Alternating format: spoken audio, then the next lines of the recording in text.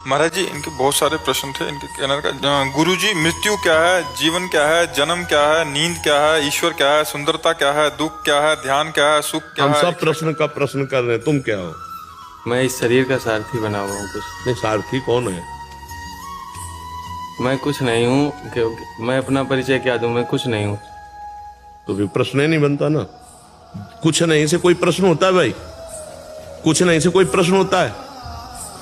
प्रश्न करता तो बने हो ना, तो कुछ नहीं प्रश्न करता। बुद्धिमानी नहीं, चतुराई नहीं, सही में चलोगे तो हर प्रश्न का उत्तर तुम्हें से हम दिलवा देंगे। अभी बच्चा, जब तक जीव भगवान की शरण में नहीं होता और भगवान का नाम जप नहीं करता, तब तक उसको कुछ समझ में नहीं आता। ऐसी माया की धुंधली भरी आंधी है कि जो ज्ञानिन कर चित अपहरई, बरियाई विमोह बस करी। तुम तो बच्चा हो अभी। जो ज्ञानी महात्मा है, उनकी भी आंखों में धूल झोंक कर उनकी तपस्या अपहरण कर ले जाए, ऐसी माया भगवान की विचित्र है। हम पहले ये स्वीकार करें कि हम भगवान के अंश हैं। मानते हो अपने को? तो आप कुछ नहीं हुए नहीं बोलोगे। आप क्या बोलोगे? मैं भगवान का हूं। भाषा बदलो। मानते हो कि नहीं? पहले मानते भगवान के अंश हो, ये मानते हो आप? क्योंकि ये शरीर तो एक मानो रथ है, इसको चलाने वाली बुद्धि है, और इस शरीर रूपी रथ में बैठने वाला जो है रथी, वो भगवान का अंश है। तुम सारथी नहीं हो। सारथी बुद्धि है, मन लगाम है, इंद्रियां घोड़े हैं, शरीर रथ है, तुम बैठने वाले हो। बैठने वाला कौन है? ईश्वर अंश, जीव अविनाशी, चेतन अमल, सहज सुख राशि। हर सवाल का उत्तर इसी में आता चला जाएगा। समझ पाए आप कौन है? अब आपसे पूछे आप कौन, तो आप क्या बोलोगे? भगवान का अंश। भगवान का अंश है। अब आपका उद्देश्य क्या है? जीवन। आपका जीवन क्या है? भगवान को जान लेना या अपने को पहचान लेना। 22 साल से इस कमरे में अपने को एक सेकंड भी नहीं मिले। आप नहीं मिले ना अपने से? बढ़िया उत्तर दे रहे हो। इसी को जानना जीवन है, और इसी का ना जानना मृत्यु है। जब अपने को नहीं जानते और शरीर पे राग कर बैठे, तो शरीर के द्वारा जो शुभ अशुभ कर्म बने, तो पुनरपि जननम पुनरपि मरणम पुनरपि जननी जठरे शयनम, बार बार जन्म, बार बार मृत्यु, बार बार माँ के गर्भ में। यही भूल हमको ले जाती है। इस मनुष्य जीवन का लक्ष्य क्या है? भगवान का भजन करके भगवान को जान लेना, भगवान को पा लेना, या अपनी पहचान जान लेना। नर्तन कर फल विषय न भाई, भजिए राम सब काम बिहाई। भजन ना होना और भोगों में रमण करना, यही मृत्यु है।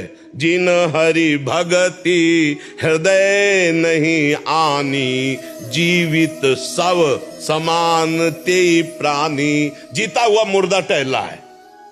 जिसके जीवन में भगवान का चिंतन नहीं, भजन नहीं, जीता हुआ मुर्दा है। गोस्वामी जी कह रहे हैं, मनुष्य जीवन का लक्ष्य क्या? भगवत प्राप्ति, अपने स्वरूप का बोध हो जाना। मृत्यु क्या?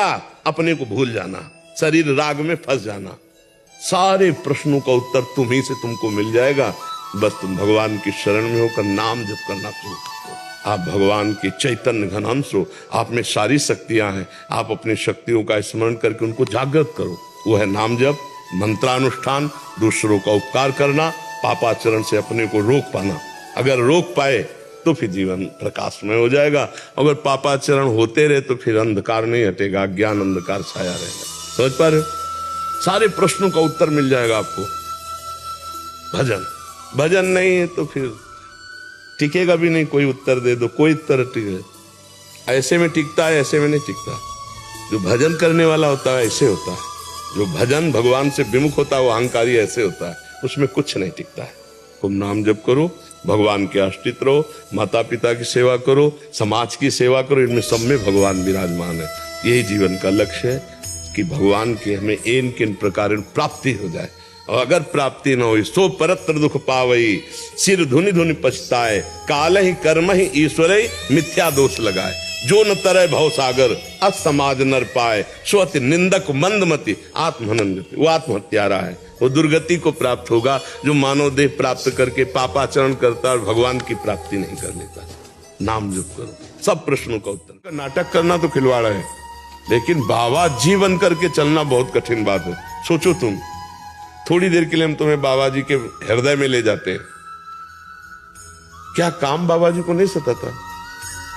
क्या परिवार का प्रियता नहीं बाबा जी के हृदय में? क्या बाबा जी का हृदय पत्थर का होता है? क्या उनको नहीं लगता कि कोई हमें प्यार करे? क्या उनको नहीं लगता कि कोई हमारा हो? जब तक भगवान नहीं मिल जाते तब तक जैसा तुम्हारा हृदय वैसा हमारा हृदय होता है। उन सब बातों की पीड़ा को सहना होता है। केवल खाना पीना कपड़े ही सुख होता है क्या? सोचो, थोड़ी देर सोचो आप अपने मन को। आप परिवार से अलग कितने दिन रह सकते हो? आपको कोई प्यार शब्द से संबंध ही नहीं है, आपको मनोरंजन शब्द से संबंध ही नहीं है, और आपको बहुत पूरे जीवन हर इंद्री को रोकना है। हर इंद्री को, जबान, नेत्र, कान, जनेंद्री, सब इंद्री को कोई भोग नहीं भोगना है। और पूरा हृदय जलता हुआ पूरी जिंदगी चूक हो गई तो नरक। अब भगवान की जब प्राप्ति हुई तब बात अलग है, और जब तक भगवान की प्राप्ति नहीं होती तो भयानक कष्ट भोगना होता है साधु को। वो संसारी पुरुष नहीं जानते, वो नहीं जानते, क्योंकि तुम्हें भूख लगी खा लिया, तुम्हें भोग की इच्छा हुई भोग लिया, तुम्हें देखने की इच्छा हुई देख लिया। वहां देख नहीं सकते, भोग नहीं सकते, छू नहीं सकते, और जन्म जन्मांतर का अभ्यास है, और उसको सहना बहुत कठिन। सहते सहते सहते सहते जलते जलते जब भगवान को, इसीलिए तो टूट जाते हैं। भगवान की प्राप्ति बैलेंस बनाने से नहीं होती। एक पक्ष एकदम आ जाए, संसार के समस्त भोगों का त्याग, रात दिन भजन जलते हुए जब भगवान को प्राप्त कर लिया तब तो बात अलग, और जब तक प्राप्ति नहीं तब तक भयानक कष्ट रहता है। सोचो, मन अब चाह रहा है, कोई भोग नहीं मिलना, कोई मनोरंजन नहीं। क्या मनोरंजन? क्या मनोरंजन? किसी रिश्ते नातेदार से मिल सकते हैं? नहीं, किसी से मतलब माता पिता भाई परिवार संसार संबंध सब। आप सोचो जरा थोड़ी देर कि जेल में भी ऐसी जिंदगी नहीं होगी। अगर सच्चाई से साधु में चले तो जेल में भी कम से कम हंसी मजाक तो वो चार मिलकर के कर लेंगे, तो बहुत कठिन है। अब आप गृहस्थी में रह के भगवान का नाम जप करते हुए यदि भजन करते हैं तो वही गति होगी आपकी। बस संभाल के, अपने से पाप ना होने पावे, गलत ना होने पावे, और नाम जप कर ले जाओ तो देखो आपको आनंद का अनुभव होने लगेगा। पर हम ये कहते हैं कि जैसे लोगों को डर हो कि अगर हमारे लड़का मोबाइल से सत्संग सुनेंगे तो बाबा जी बनना खिलवाड़ नहीं, बाबा जी का नाटक करना खिलवाड़ है, आप समझ लेना।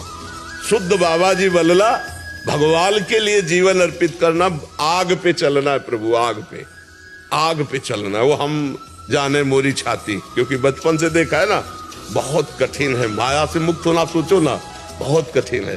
कई दिन भोजन नहीं, सर्दी गर्मी बरसात सब सहना, ऊपर से लोग गाली दे रहे हैं, अपमान कर रहे हैं, कोई प्रोत्साहन देने वाला नहीं कि क्या बात बेटे बहुत अच्छे चल रहे हो, कोई प्रोत्साहन देने वाला नहीं।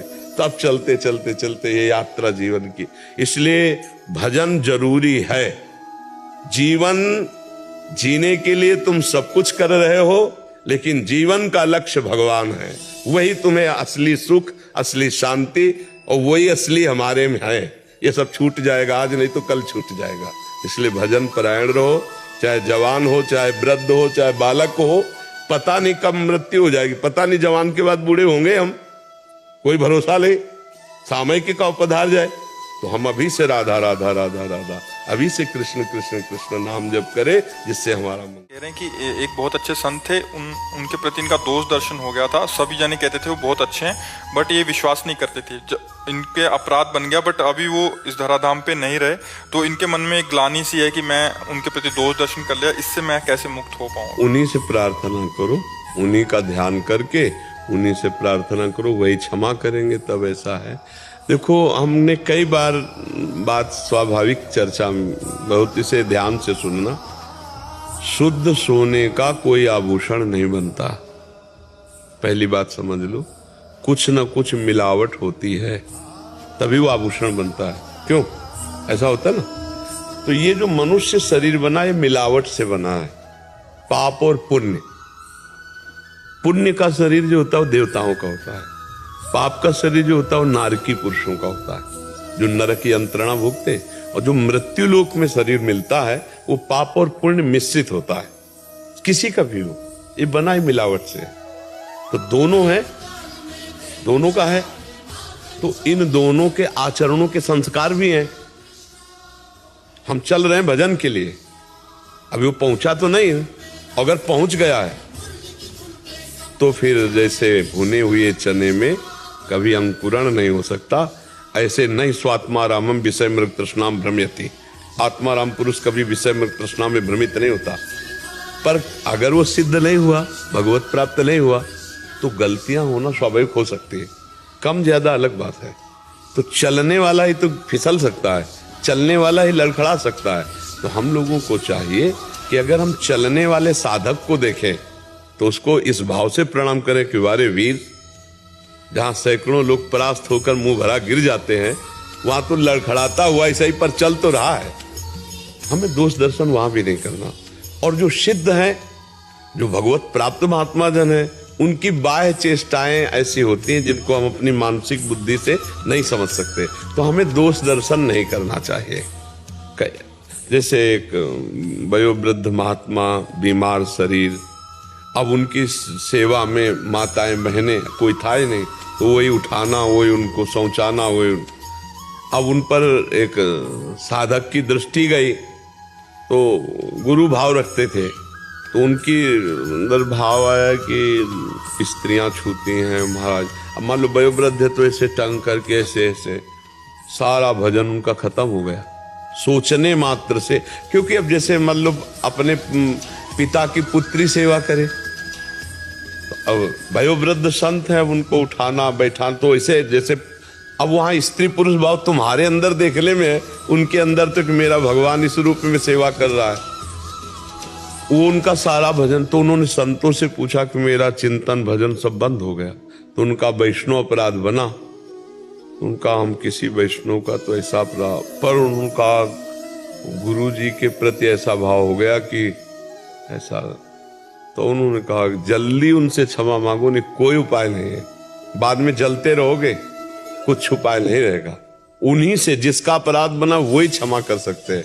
तो हमें लगता है कि पहली बात तो संतों में दोष दर्शन करना ही नहीं चाहिए, और अगर कहीं दोष दर्शन हो भी रहा है तो हमें ये सोचना चाहिए कि भगवान के जन बहुत बड़े के जन है, आज थोड़ी कमी रह गई है तो कल भगवान इसको भी पूरी कर देंगे, हटा देंगे। भाई भगवान की शरण में देखो, जन्म से, अब मान लो आज ही कोई बाबा जी बना है, तो अब आपको तो पता नहीं कि आज ही बना है, तो उसमें संसारिकता तो होगी, क्योंकि वो धीरे धीरे ऊंचाई पे चढ़ेगा। अब आप अगर उसके प्रति दोष दर्शन कर लेंगे तो आपका मार्ग रुक जाएगा, उसका तो चलता रहेगा। तो इसलिए हमें लगता है हम दोष दर्शन ना करें। किसी से भी अगर हमारा मिलान हो और उसमें हमें दोष दिखाई दे तो अपने को दूरी बना लेनी चाहिए, लेकिन उसकी निंदा नहीं करनी चाहिए।